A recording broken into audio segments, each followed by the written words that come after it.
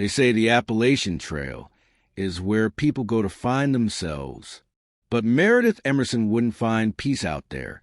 She would find a man who had already decided she was going to die. It was the first day of a new year, 2008. Crisp air, cloudless skies, and silence stretching for miles.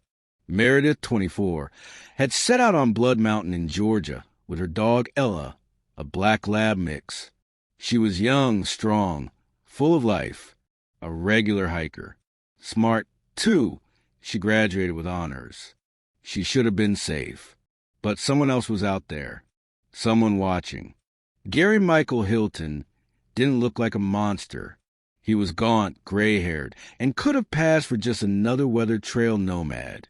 But inside he was unraveling, broke, bitter, and burning with a hatred for women who looked too happy, too free. He'd been lurking along the Appalachian paths for weeks, circling the Blue Ridge Mountains like a vulture. And that morning he spotted her, alone, focused on her hike, earbuds in.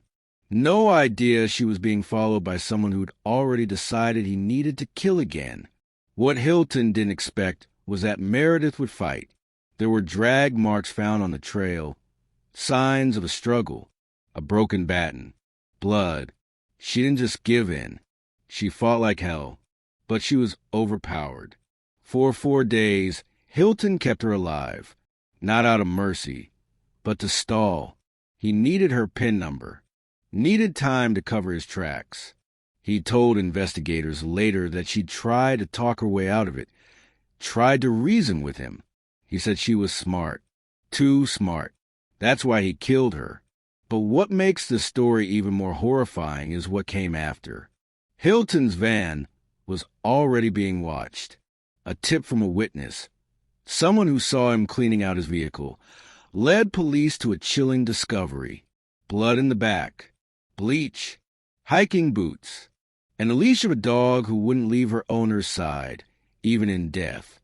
The truth is, Meredith wasn't Hilton's first victim, and she might not have been his last if she hadn't fought back the way she did, if she hadn't left evidence, if her resistance hadn't bought time for police to close in. Because Gary Hilton wasn't just a killer. He was a drifter, a shapeshifter, a man who used the forest to vanish. And for years, no one had noticed a trail of women vanishing behind him until Meredith. She was just another hiker to everyone else, a regular on the trails, fit, cheerful, and cautious. But to Gary Michael Hilton, Meredith Emerson was perfect. He watched her the way a predator studies prey, patiently, deliberately, without emotion. It was January 1st, 2008. Meredith had left her apartment in Beaufort, Georgia, to hike Blood Mountain with her beloved black lab, Ella. Friends would later recall how excited she'd been for the new year. She even texted one of them a photo from the trail, smiling in the cold sunlight, bundled in fleece, Ella by her side. That photo would later become evidence. The timestamp? Just hours before she disappeared. Witnesses remembered seeing an older man nearby on the same trail. Scruffy, wearing layers of mismatched clothes. Alone, but friendly enough. One even recalled how he'd struck up a casual conversation about dogs. "Yours is beautiful," he reportedly said. "What's her name?" That man was Gary Hilton. What no one knew then was that Hilton had been stalking Blood Mountain for days.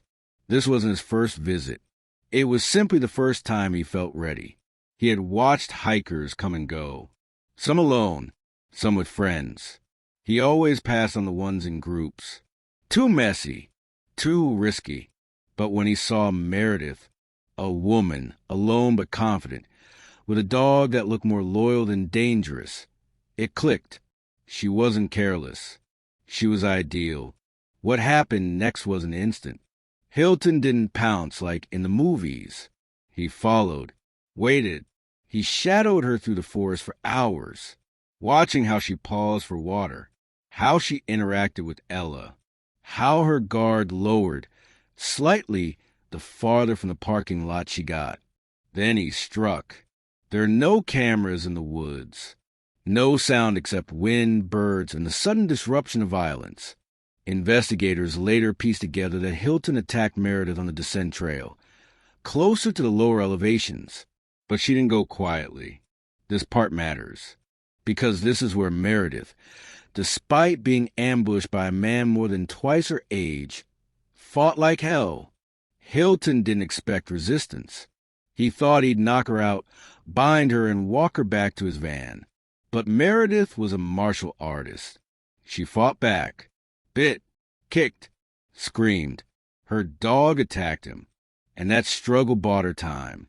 Not time to escape, but time to delay. You see, Hilton had a plan. Abduct, drive her out, get her ATM card, and kill her. He'd done it before, or so it's believed. But because Meredith resisted, he had to improvise. And that shift in his routine is what ultimately exposed him. He panicked, couldn't subdue her fully. So he lied. He told her he just wanted money. That if she cooperated, she wouldn't be hurt. He even tried to bond with her. Told her his name was Gary. Let her speak. Fed her. Allowed her to care for Ella. All the while keeping her restrained inside his van. It was a grotesque form of psychological torture.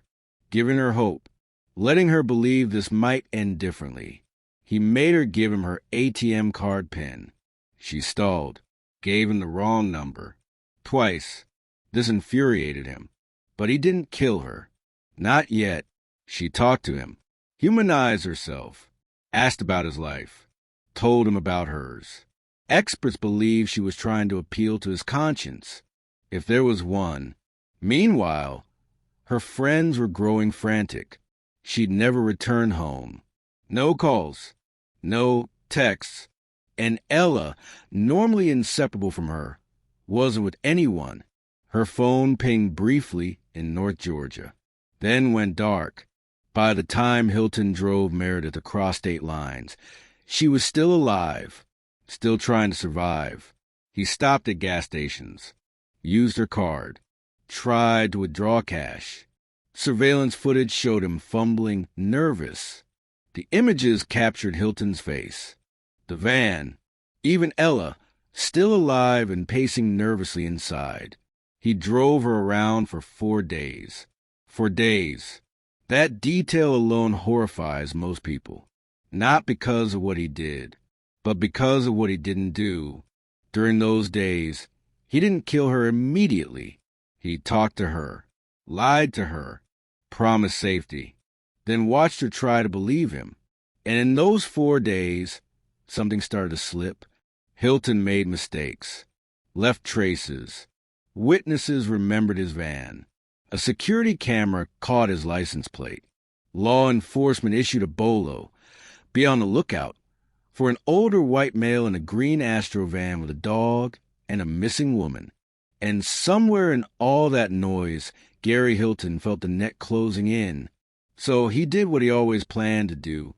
On January 4th, he led Meredith into a remote wooded area, still promising release, still pretending to be kind.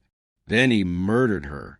He later confessed to using a car jack handle, said it was quick, claimed he buried her body in pieces so no one would find her.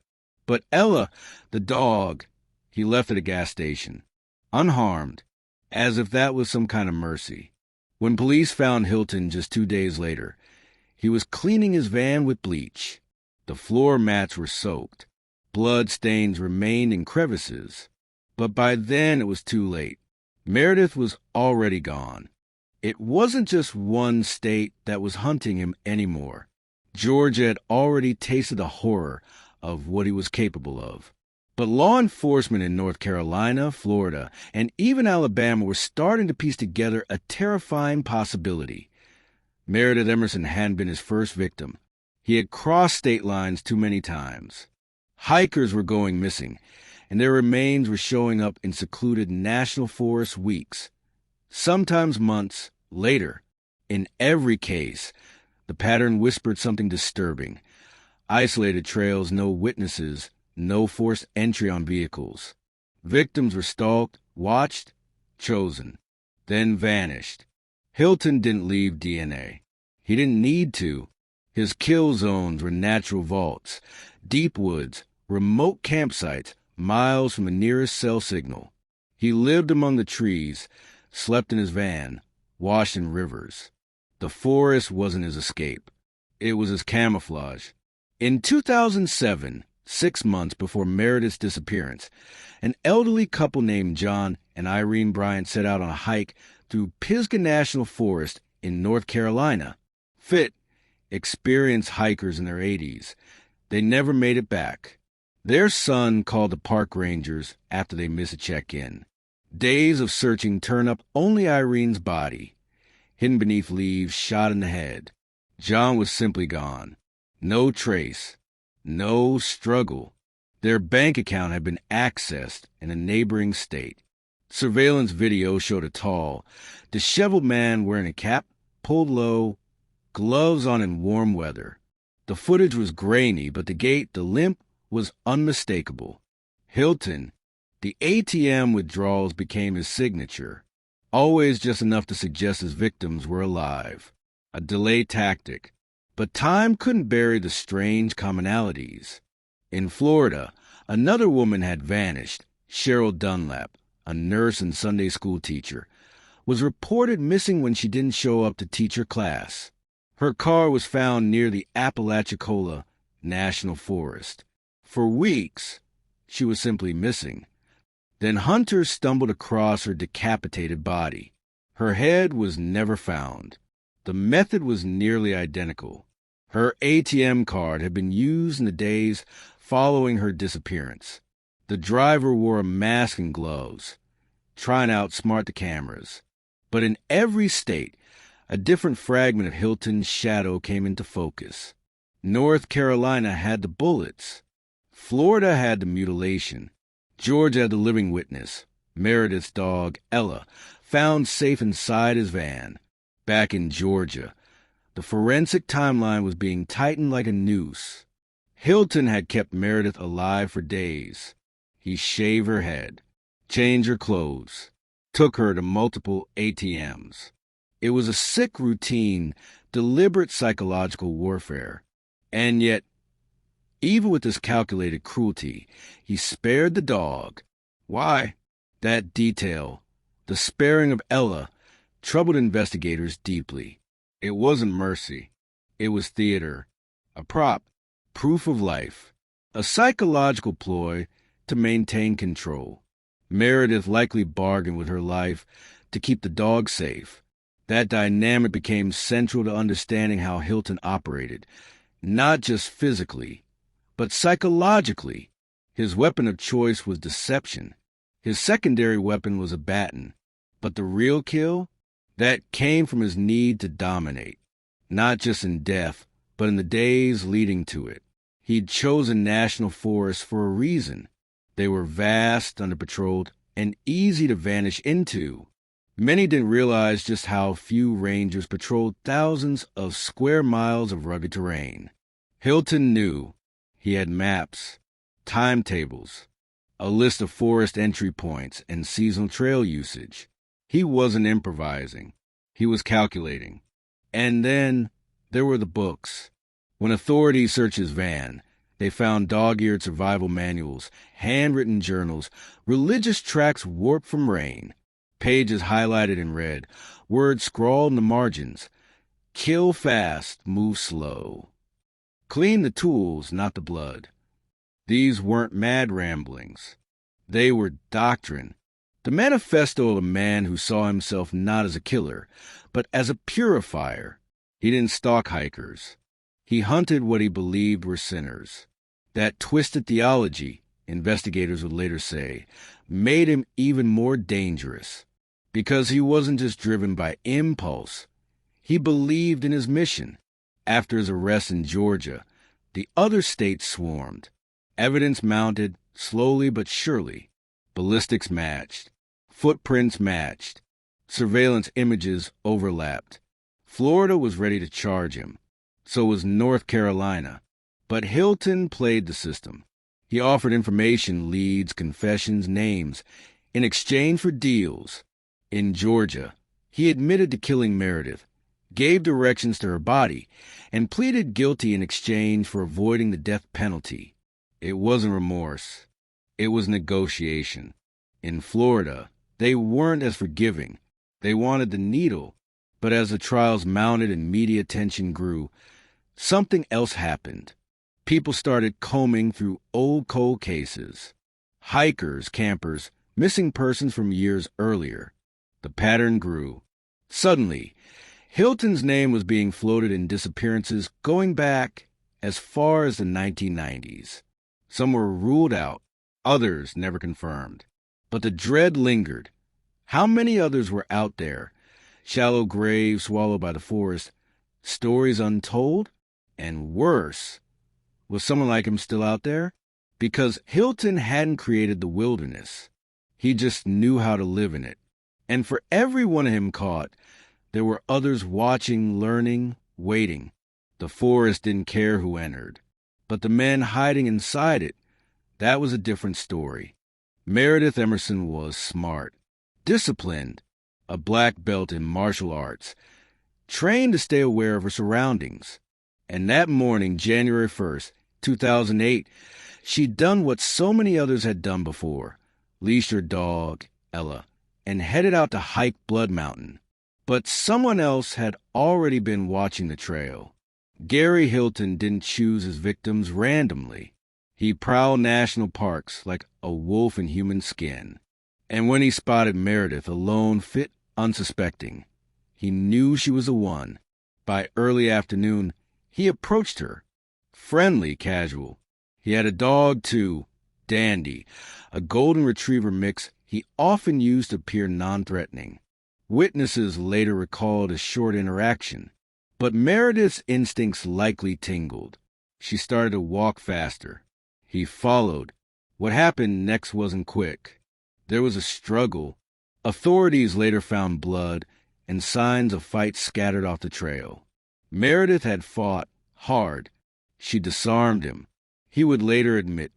She even managed to take his knife and baton. But Hilton was desperate and vicious. He beat her into submission. Then he forced her into his van, driving her deep into Georgia's back roads, into a horror story only he could have authored. For 4 days, Meredith was alive. This detail would haunt investigators for years. She wasn't murdered immediately. Instead, Hilton kept her restrained and manipulated. He stole her ATM card and tried to withdraw money, but Meredith had given him the wrong PIN. She outwitted him, knowing time could save her. But Hilton was growing impatient. Meanwhile, the Emerson family had already sounded the alarm. Meredith's friends, family, local rangers, and strangers banded together in a massive search. Tips poured in.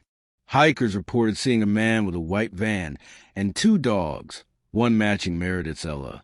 Hilton was careless. Surveillance cameras showed him trying to withdraw cash in multiple locations. But even with pressure closing in, Hilton kept Meredith alive. Some speculate he intended to kill her from the beginning. Others say he might have been testing her, perhaps even debating keeping her as a hostage. But his actions point to a colder truth. He was buying time, waiting to clean up evidence. To escape, he eventually realized Meredith's dog, Ella, was a liability. Hilton abandoned the dog in a parking lot, alive, unharmed. That's when authorities got their first real break. Someone found Ella wandering alone. They scanned her chip. It was Meredith's dog. That discovery changed everything. Now, police knew it wasn't just a missing person. It was an abduction. Back at Hilton's campsite, far from surveillance cameras, he prepared for the final act. He said Meredith had become a problem. She refused to give up the correct PIN. She wouldn't stop fighting. But beneath that excuse was a deeper, crueler reality. Hilton never planned on letting her go. On January 4th, 2008, Gary Hilton led Meredith into the woods one last time. He carried a tire jack handle. She likely knew what was coming. He struck her repeatedly. Blunt force trauma. It was swift and brutal. Then In an act that mirrored earlier crimes, he decapitated her, trying to slow identification. He burned her clothes, scattered evidence, then vanished. For days, her body lay hidden in Dawson Forest, a place where nature swallows secrets whole. But the investigation was already accelerating.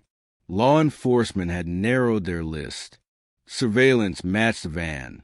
Tips flowed in. The white-haired man with the tired eyes and southern accent had been spotted too many times to hide now. And then, a miracle in disguise. Hilton returned to the same gas station he'd visited before. A clerk recognized him from the news and called it in. The manhunt was over within hours. Police swarmed. He was caught in plain sight, surrounded by discarded soda bottles and dog hair. In custody, Hilton folded quickly. He offered a deal. He'd lead police to Meredith's body in exchange for avoiding the death penalty. It was a calculated move. It bought him control. He directed them to the site, narrating the events with a level of detail that made even hardened investigators go pale. They found her remains buried in a shallow grave under leaves and branches. The community erupted in heartbreak. Meredith wasn't just another face in the headlines. She was a daughter, a friend, a fighter. Her martial arts instructor would later recall that she did everything right, that she fought with courage no one should ever have to summon. Hilton didn't cry. He didn't express remorse.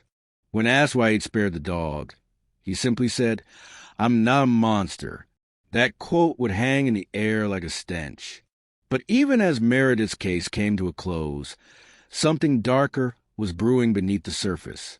Hilton had left too many similarities between this murder and others. In the thick Georgia forests, in the trails of North Carolina and Florida, in the deep shadows of missing persons files, new patterns began to surface. One thing became clear. Meredith Emerson was not the first. And now, investigators had a new, chilling question to answer. How many graves had Gary Hilton left behind? They say evil leaves a footprint, but on Blood Mountain, it didn't leave a print. It left a void, a yawning silence in the pine-carpeted trail, the kind of silence that lingers in your mind long after your boots are clean. By the time Meredith's disappearance became an active case, the mountain had already swallowed her story whole. Her black Labrador, Ella, was found first, tethered and trembling beside Meredith's car, which sat undisturbed in the trailhead lot. The doors locked, keys gone, no purse, just a leash straining with confusion, and the kind of desperate loyalty only dogs understand. The dog had waited all night, as frost coated the windshield, as strangers passed, unaware they were walking to the last scene of someone's life. When the Rangers arrived, they saw no signs of struggle, but they felt it, the wrongness, the disquiet. Trained to spot signs others would miss, they noticed the scuffs in the gravel, the drag in the earth just off the path, the misplaced pine needles. Small things, ghosts of a moment. But Meredith Emerson was not the first woman to vanish into silence. At first, the investigators thought she might have just gotten lost. Young, fit hikers sometimes push their limits, but by midday, her trail went cold, literally. Blood Mountain in January is no place to disappear. The search grew fast and wide, with volunteers, dogs, and drones. They found a batten, broken, a patch of disturbed snow, and footprints that didn't belong to her. She had tried to fight. Somewhere, out there, was a man whose plans had been interrupted. That man was Gary Hilton. Only no one knew his name yet. At that point, he was still just a phantom, a specter in the trees, a missing piece in an unfinished puzzle. Hilton had no stable home, no paper trail that made sense. His van was his coffin on wheels. The back was stuffed with tools, axes, bleached tarps, and a chainsaw missing its safety guard. He'd been moving from park to park, campsite to campsite, changing license plates, changing stories. He hadn't planned to take Meredith that day. She was a late decision, a flicker of opportunity. Something in him, some broken logic, some dark compulsion, saw her walking alone with her dog and made a choice. He had a habit of choosing women who looked like they had people waiting for them. That was the point, the contrast, to take the ones who were loved. Investigators were racing time, but Hilton wasn't running. He was calculating. In the days that followed Meredith's disappearance, he did something strange. He stayed near the area. Most killers flee. He lingered, not out of recklessness, but control. He visited ATMs using her card. Surveillance footage captured him in oversized glasses, a cap, and, most chillingly, her sweatpants. Her blood-stained clothing as camouflage. But it wasn't just about money. It was about illusion, power, psychological theater. Back in his van, he talked to Meredith. He offered her false kindness. Let her believe he might let her go. Played the savior after being the monster. It's a tactic not uncommon among predatory killers. Manipulation as both method and reward. He told her he needed her PIN number. She gave him a fake one. She gave him the wrong number again. She knew what was happening, knew he would kill her, but she understood something he didn't. Every lie was a delay. Every delay a chance to be found. She wasn't only fighting for her life. She was building a breadcrumb trail, subtle act of resistance in the den of a man who believed he was in complete control, and in doing so, she broke the spell he cast on himself. Hilton had never needed to hold someone that long before. His victims typically vanished quickly, within hours. But Meredith, she forced him to extend the plan. And as time ticked by, the walls started closing in. Back at the command center, investigators were triangulating Hilton's movements. Cell towers picked up brief pings. The ATM photos were circulating. And a tip came in from someone who saw a white van parked at a remote gas station. Someone who remembered the face because something about it seemed wrong. Hilton was arrested on January 4th, 2008. He was cleaning out his van at a gas station in DeKalb County. Bleach in the back, blood in the trunk. When officers asked where Meredith was, he said something that froze the air. "She's gone. You're too late." It was the kind of line you only hear in movies. But this wasn't a movie. And the next part wasn't fiction. Hilton offered a deal. He would tell them where she was, but only if they took the death penalty off the table. He led them to Dawson Forest, a remote, sprawling tangle of wilderness in northern Georgia. There, hidden beneath a layer of leaves and moss, were the remains. Her skull had been severed, her body mutilated, cleaned, arranged, and beside it, her dog Ella, who had never once stopped pacing. The autopsy revealed blunt force trauma to the head, deliberate, repeated. She had been kept alive for 4 days. Hilton had tied her to a tree while he went to buy supplies. Returned, spoke to her like they were old friends, then made her walk to her own grave. But before the final blow, she asked him something. According to Hilton, she looked at him calmly and said, "Can I go home now?" That question haunted every detective who heard it, because in that moment, she wasn't begging. She wasn't afraid. She was tired. The moment Gary Hilton confessed, he didn't unravel like a man crushed by guilt. He unraveled like a man trying to stay in control. With every detail, he measured his words, dispassionate, even smug at times. It wasn't just what he did. It was how calmly he explained it, like he was recounting a mundane errand. In his version of the story, he wasn't a monster. He was practical, cold, necessary. Hilton told investigators that he didn't plan to kill Meredith Emerson on New Year's Day. He claimed it wasn't premeditated. But that was a lie, and investigators knew it.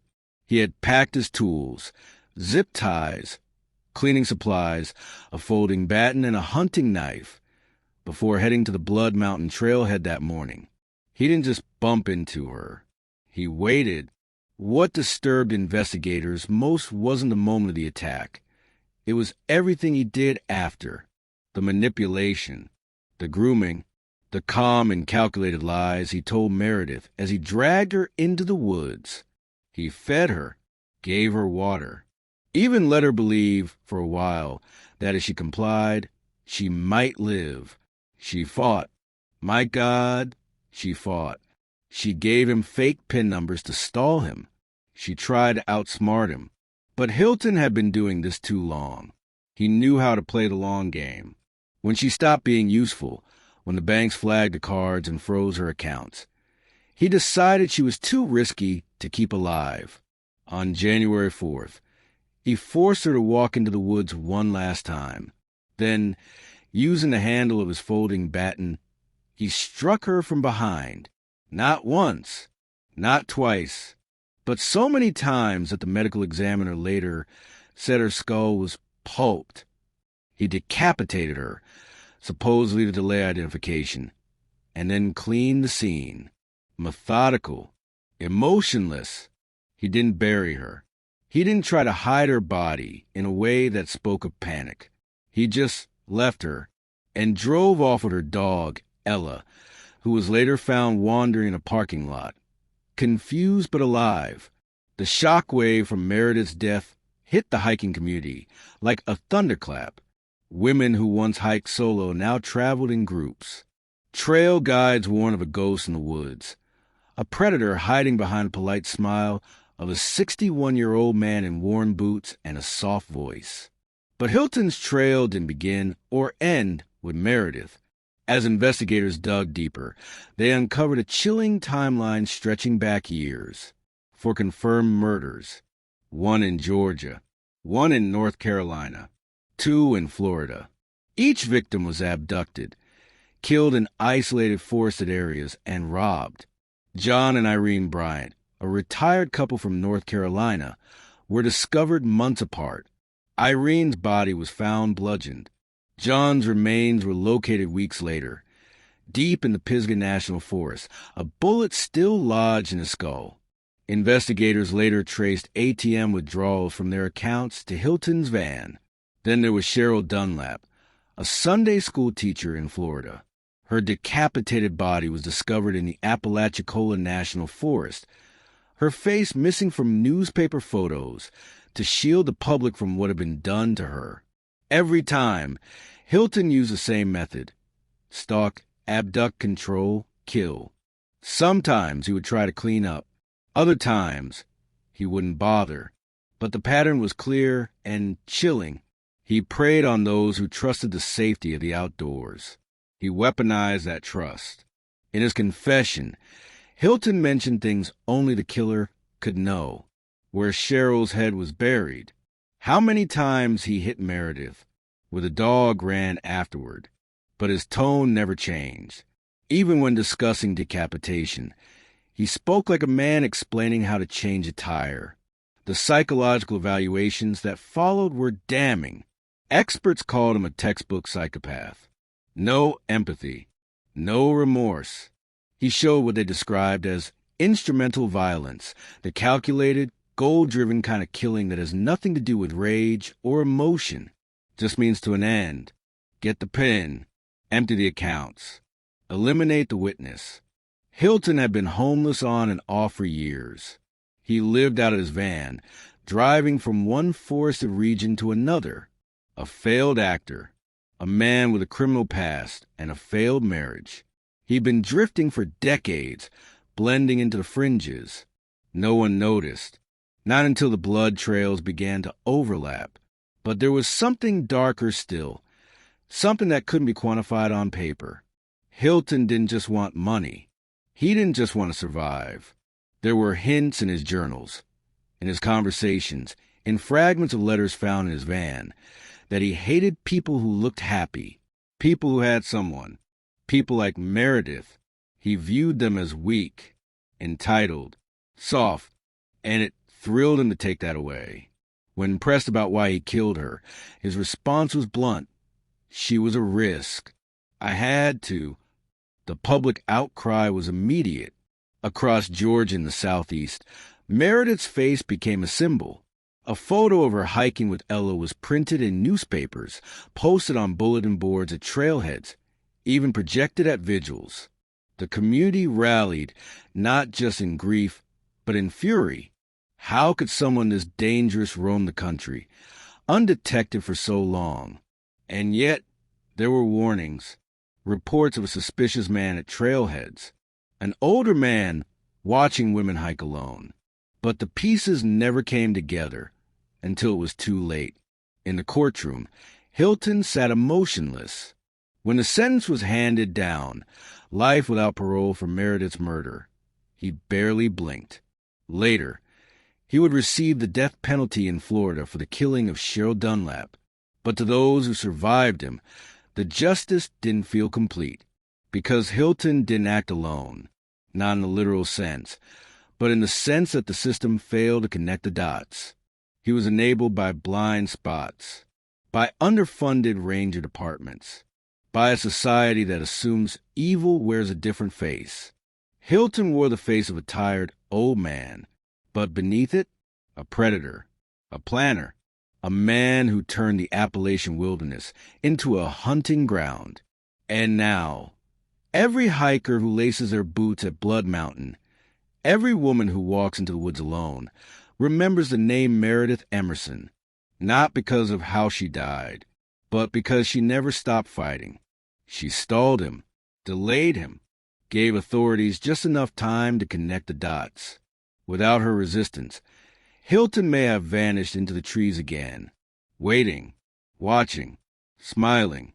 Sometimes justice doesn't come from a badge or a courtroom. It comes from survival.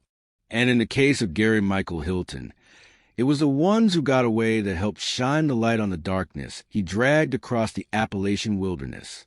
Long before Meredith Emerson's name ever made national headlines, there were women who felt the shadow before it fell. Hikers who turned around just in time. Campers who locked their vehicles seconds before a figure drifted by in the dusk. Most never knew how close they came. Others, they still remember his face. In 2007, just months before Meredith was abducted, a woman named Cheryl Dunlap disappeared in Florida's Apalachicola National Forest.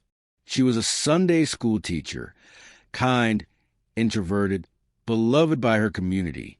Her car was discovered abandoned on a forest road. The tires were deflated. The interior had been wiped. Weeks later, hunters stumbled on a disturbing discovery: a decapitated body, left like trash in the woods. The press labeled it a random act of violence. But to those paying attention, the crime bore the signature of someone who killed with method, not madness. And when the name Gary Hilton surfaced, investigators started combing through cold cases, realizing that Cheryl was not the first and wouldn't be the last. What made Hilton particularly dangerous wasn't just his mobility. It was how he adapted. In one state, he pretended to be a friendly vagabond hiker. In another, a weary veteran down on his luck. He changed his voice, posture, and mannerisms. To women, he'd appear harmless, sometimes even frail. But when the van doors closed and the duct tape came out, the illusion vanished. Yet not every plan of it succeeded. A young woman near the Smoky Mountains reported an encounter that haunted her for years. She was walking her dog along a low-traffic trail when an older man with a ball cap approached, smiling. He asked about her dog, said he'd seen her earlier. She laughed politely and moved on, but something about him set her teeth on edge. She reached her car and drove off. Hours later, police found boot prints near the trail matching those of man seen days earlier, one linked to a different missing persons case. Then there was the couple camping in North Carolina. They woke in the middle of the night to a scratching sound, something against the nylon of their tent. When the husband unzipped it, no one was there, but in the dirt were fresh shoe prints circling the perimeter. Slow, deliberate watching. Local rangers started collecting reports. a man wandering trailheads, sleeping in parking lots, asking strange questions about solo hikers. There was a pattern, but no name. Not yet. Only after Hilton's arrest did they connect the dots. Only then did survivors step forward, voices shaking, describing a man who watched them from the trees, who asked to borrow phones or offered maps to secret scenic spots off-trail, who lingered just a few feet too long. But the most chilling near-miss came from a woman named Lori, who lived in Georgia. She had seen Hilton at a gas station days before Meredith's abduction. He had offered to clean her windshield in exchange for gas money. She declined. He followed her car out of the lot. For 2 miles he stayed behind her. Only when she pulled into a sheriff's substation driveway did he peel off. She didn't report it. At the time, it didn't feel criminal, just creepy. But when she saw his mugshot on the news, her stomach dropped. It was him, the man with dead eyes, the same van, the same weird smile.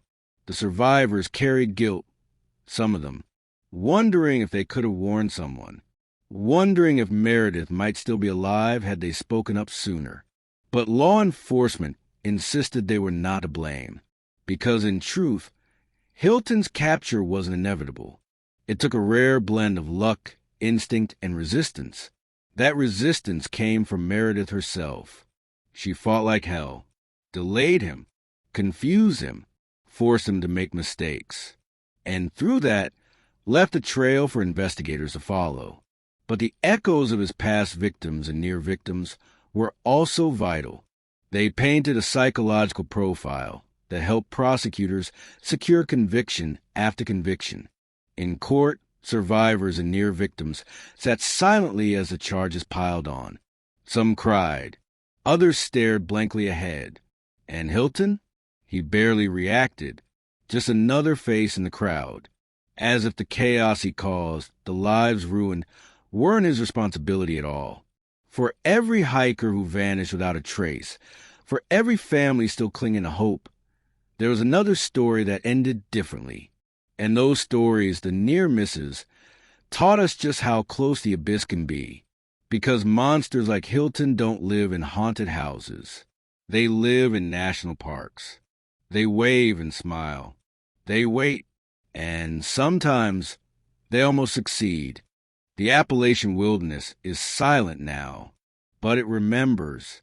It remembers the crunch of leaves under Meredith's boots. It remembers the quiet shuffle of Gary Hilton, just feet behind her. The forest will never forget. Neither should we. When the authorities finally pieced together Hilton's movements, a chilling timeline emerged. He had murdered not just Meredith Emerson, but likely Cheryl Dunlap, John Bryant, and Irene Bryant. All hikers, all enjoying nature, all unknowingly being hunted. But what haunted investigators more than the crimes themselves was the casual way Hilton confessed, as if he were reliving a grocery list, not a killing spree. When asked why he killed Meredith, he didn't blink. He simply said she was a witness. He even described how calm she became in the end. It broke the hearts of everyone who had prayed she'd be found alive. Yet something strange happened after Hilton's arrest. Survivors, women and men, began to come forward. Stories of near encounters. Of a man matching Hilton's description, appearing on trails from North Carolina to Florida, smiling, asking questions, then vanishing into the woods. How many more were there? Some fear we'll never know the true number of victims. Hilton traveled light, slept in his van, changed locations often. The woods made him invisible, and the justice system could only pin a handful of murders on him. He remains behind bars. Old now, a shadow of the predator he once was. But even locked away, his legacy chills anyone who hikes those trails. Because Meredith didn't die in vain. Her story changed how trails are patrolled, how hikers prepare, how the public views safety in the wild. Laws were passed. Ranger protocols changed. GPS trackers became common. Yet it begs the question, how many others like Hilton are out there, unseen, unnoticed, watching? Before you head into the woods, look around. And never ignore your gut. This is not just a crime story. It's a warning. And if you want more stories like this, stories that chill you, that matter, that make you see the world a little differently, subscribe now. Hit the bell. Because in the next episode, we're going deeper into the minds of those who kill without remorse and the survivors who made sure their stories were never forgotten.